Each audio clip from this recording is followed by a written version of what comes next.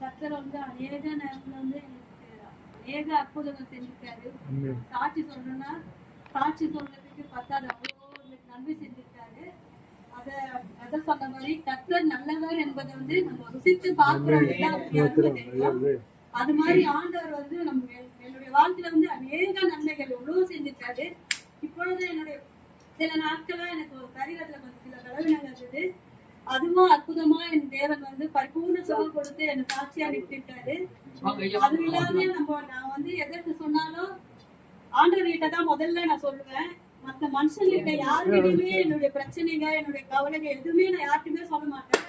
First எடுத்தோடனே எனக்கு ஏதாவது தேவைன்னா முதலாவது வந்து ஆண்டவர்கிட்ட தான் சொல்லுவேன். ஏசப்பா எனக்கு இந்த காரியம் வேணும், எனக்கு நான் யாருமே நான் நம்பினது இல்ல, எனக்கு நீங்க மட்டும்தான் இருக்கீங்க, அழக உங்களை அத்ததான் மத்த எல்லா காரியமும் அப்படின்னு சொல்லிட்டு எவ்வளவு பிரச்சனை இருந்தாலும் நான் முதல்ல அவர்கிட்ட என்னுடைய காரியத்தை சொல்லுவேன்.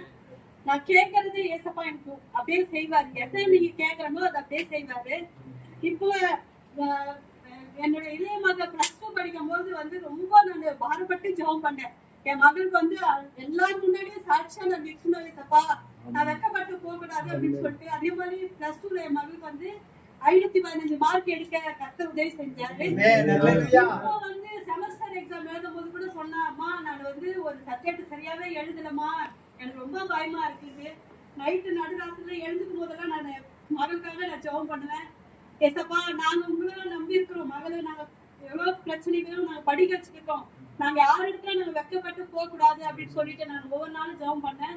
முன்னாடி ரிசல்ட் வந்தது, அவங்க எனக்கு வாட்ஸ்அப்ல அனுப்பி, அம்மா உங்களுக்கு ரிசல்ட் அனுப்பிச்ச பார்க்கவே இல்லையே அப்படின்னா, நான் இல்லம்மா நான் பார்க்கல. அப்ப சொன்னா 3 இதுல A 3 இதுல B வாங்கினா கர்த்தர் வந்து பெரிய.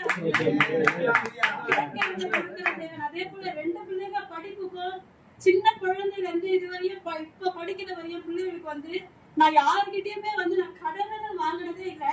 அவரை மட்டும் நான் நம்பி ஏசப்பா எனக்கு வந்து இப்ப செமஸ்டர் எக்ஸாம் செப்டம்பர் மாசம் எனக்கு ஃபீஸ் கட்டணும்னா நான் தொடர்ந்து ஜம்ப் பண்ணிக்கிட்டே இருப்பேன். ஏசப்பா எனக்கு நீங்க அற்புதம் செய்யுங்கன்னு கரெக்டா எனக்கு ஃபீஸ் கட்ட தேவையான உதவி வந்து கர்த்தர் செய்திருக்காரு.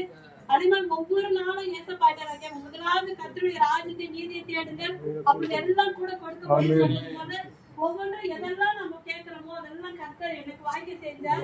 நான் இதை எதுக்கு சொல்றேன்னா, அநேகர் வந்து ஒரு ஏசப்பா பத்தி வந்து இன்னும் இதுவா இருக்காங்க.